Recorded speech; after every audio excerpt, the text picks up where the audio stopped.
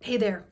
So I did a video on coming from the dark ages into the light. And so it's a very natural progression.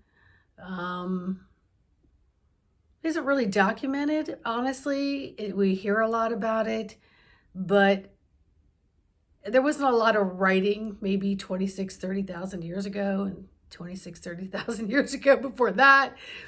We just have what the books and stuff show us now. And if you look at my other video, a lot of these books were written uh, for world domination, okay, for dominating the market on certain things, whether it be religion, import, export, education, media, religion, politics, the whole bit, and how the backside feasts on that, and how the front side is the programming in which we have absorbed.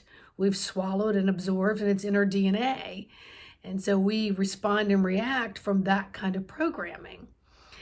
But we are, originally came from source light, dark ages, light ages, dark ages. So I just did three of them just because that's just the analogy they were showing me. So originally we had the light ages, and we've gone to the dark, we've gone to the light, gone to the dark, blah, blah, blah, blah. So now we're here down here going into the light ages again. We're right here. We're right here at this line that has been anticipated for thousands of years that it was coming, right? And so what we've had is in the dark ages, we've had everybody hide the original mystical truths about things and distorted things. And you know what?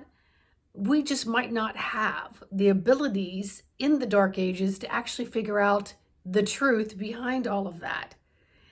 And I always ask myself, how does that help me be the best person I can possibly be in the here and now? How does it help me? I already know that I've been enslaved. I already know that there's been all these programs that do not serve me. I already came in kind of being the oddball, not believing a lot of this stuff, but never knowing who to express it to or how to process it. I get shown a lot in videos in my head, and I just know stuff. And so I know when to speak up, when not to speak up, and when to just kind of go around waiting for the other light bulbs to go off, right? And I'm perfectly fine soloing it. And my job is to solo it. My job is to be the best beacon of light that I can possibly be, so that when someone else does need assistance, I can help them. And when I need assistance, someone else is a different beacon of light and they can help me. But the whole point is we're coming out of the dark ages and all the old programming doesn't serve. So we're coming into saying, oh my gosh, everything that I've lived is a lie. Everything that my parents have taught me, a lot of it has been a lie. And so we don't want to call everybody liars. So we're just coasting along in non-awakened states, because a lot of these programs that were created in the dark created this implant, this imprint in our DNA. But what overrides all of that is the imprint of the light. The imprint of the light allows you to see, sense, and feel into depths and beyond that you could ever be in the entrapment of the dark programs. That is where you will find freedom to maneuver without being persecuted. I'm telling you. Knowing that you are 100% light, shining out, dimming the dark, allowing your beacon to amplify is what's going to create more light and more expansion of information.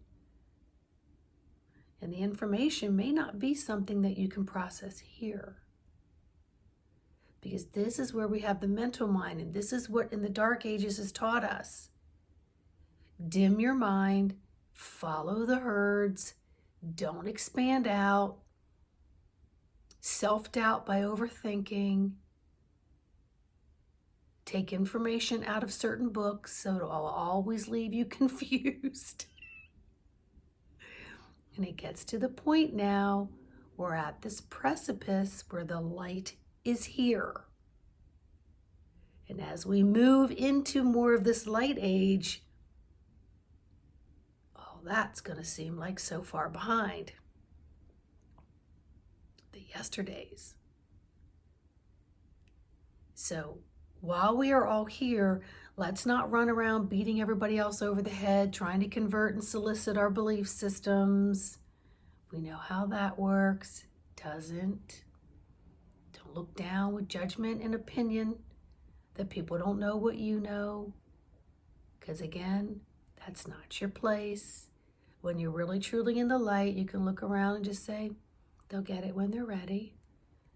Get it when they're ready. I'm just going to be the strongest, loving beacon of light I can be in this moment, and just stay put without casting judgment or negative thoughts towards that person.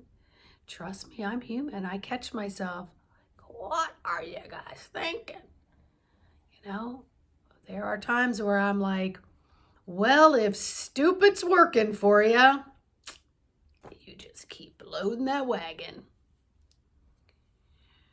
And then I have to catch myself and go, oh, that was very nice.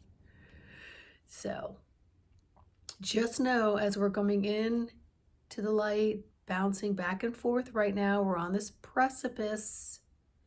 You know, it's kind of like the sun's coming up. Things are still dark from the night. It's just like when the sun is going down. Things are still a little bit light and dark. You know, things are become very different in those twilight hours. And that's really where we are going into this era of light. So we have to trust in ourselves that we are where we need to be. And I'll ask our guide team to continue to lighten our path, to brighten and lighten our path. In the meantime, we still have 2 feet in the 3D world.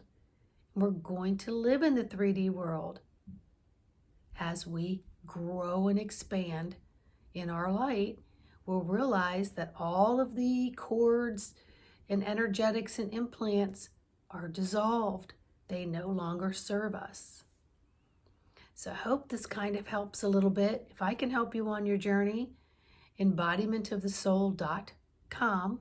Let's empty out your attic and your closets, and let's make space, more room for light to enter, so that you can let go of what doesn't serve and find your treasures. Find your treasures, find your tools, create a new tool belt, a new toolbox to show you the way. All right? Thank you so much. Please like, subscribe, and share, and I'll see you on the next video.